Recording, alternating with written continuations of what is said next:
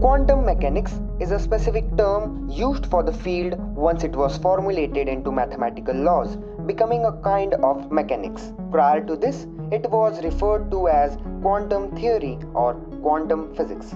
While physicists distinguish between the two terms, laypeople may not. In the early 1900s, experiments revealed that the atoms and their components follow laws different from classical mechanics, governing ordinary objects like tables and chairs. Classical mechanics, exemplified by equations like force equals to mass into acceleration, describes the movements and forces among ordinary objects.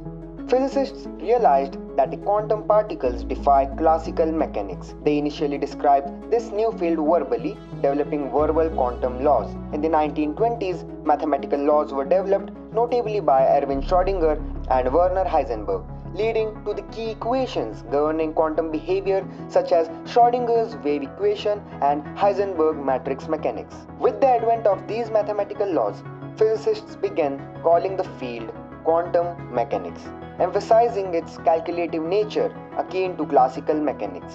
In essence, quantum mechanics and quantum physics refer to the same field, though mechanics underscores the importance of calculations. This field explores the intricate behaviors of subatomic particles, challenging our understanding of the universe.